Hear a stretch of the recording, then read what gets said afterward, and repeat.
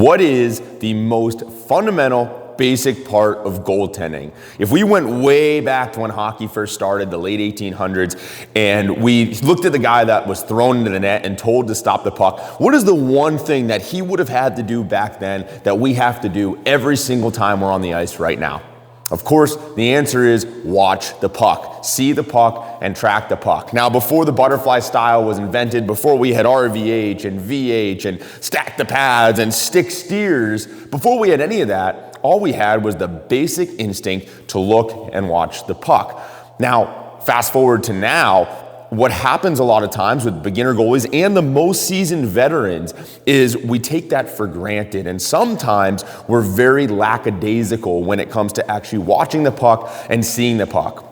We know it's there, we follow it, but do we actually watch it?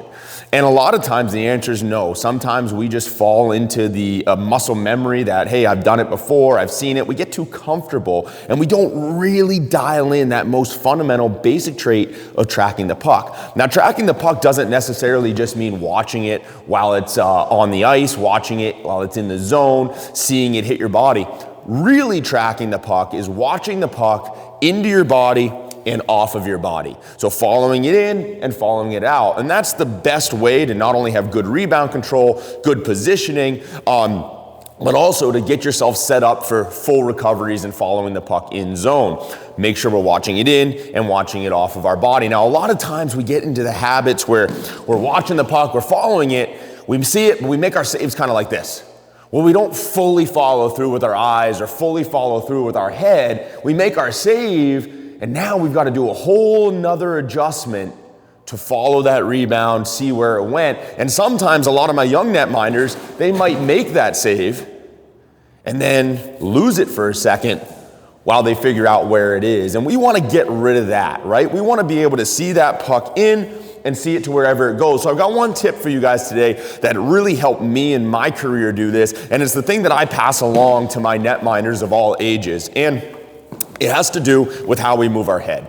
Now, a lot of you guys that have trained have probably heard your goalie coaches or your coaches tell you nose to puck, belly button to puck. And I think that's fantastic advice and a really good way to visualize it. Some of you guys might have heard to imagine that there's a string from your nose all the way to the puck, and wherever the puck goes, your nose follows. And I absolutely love that analogy too. Now, the one that I think goes a little bit further and helps my goaltenders even a little bit more is focusing on chin to puck. Now, the reason I usually say chin to puck instead of nose to puck is bringing your chin to the puck actually brings your head down a little bit. And when our head comes down a little bit, guys, we have a much better sight line of the puck. So for instance, if the puck's out here in the slot and I bring my nose to the puck, that's great, but if that shot comes up into my chest, I've got to make an additional adjustment to bring my head down. So I just like to say chin to puck. Bring my chin down towards it. Now I've got eyes on it. I can still see everything above me. I might not see the players' heads, might not see the players' chest, but I can see everything that I need to see as far as skates and stick blades goes and sock color. So I can read that play very easily. Now I can also see my stick and my toes with my peripheral vision. So now when that shot comes, boom. Much easier save for me to control and for me to make because I can follow it easily into my chest or into my stomach or into my hands. So chin to puck goes a really, really long way for tracking the puck and controlling the rebounds because we're making a less of a movement. Instead of this, we're doing this. And it's a much easier way to see the puck. Now that's the way that chin to puck can really help with the tracking and the rebounds. Chin to puck is also going to help you with your movement. So, if I've got to move, let's say the puck's over to my left side. If I've got to move to my left side, driving my chin to the puck looks like this now. So if the puck's further out, driving my chin to it, I've got great sight lines. Puck's in tight, chin to it, I'm bringing my head down, my eyes are on it. I can see my glove, I can get my glove out and over the puck. So if I move to my left, chin to puck, eyes on it, toe open and set. And I'm maintaining that nice Z pattern stance where my chest is forward, my hands are out, and my chin comes down. Now, if you haven't watched my video on proper stance and the Z pattern stance, I'll put the link in the description, but the Z pattern stance can be easily accomplished with my chin down. If my chin stays up, I'm not able to accurately get into my Z pattern stance as easily.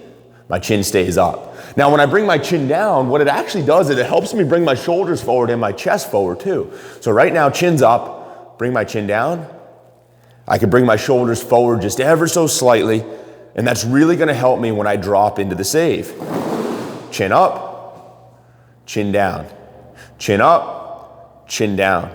And now we've got that athletic stance just with one little motion. So remember, tracking the puck, nose to puck, belly button to puck, so that we're getting that rotation. String from your nose to the puck. I love all of those. Now let's take it a step further. Let's drive our chin to the puck. Let's get aggressive. Drive it forward. Lead with the hands. See everything, not just the tops of things.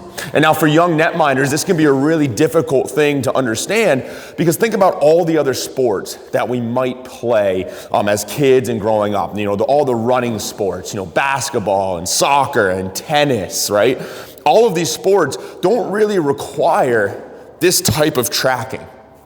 Right? You're not really bringing your forehead and your chin and your chest over the object that you're going for.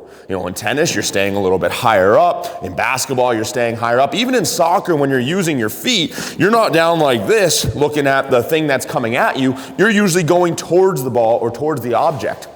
Goaltending, in more ways than just this, is a totally different position than any other sport. And the way you track the object in hockey as a goalie is totally different than the way you would track the object in baseball, in tennis, in soccer, in basketball. It's just a totally different position. And so we've got to kind of think about it that way. It's not your typical hand-eye coordination. So let's make it easy on ourselves, right? Chin up, nope, chin down.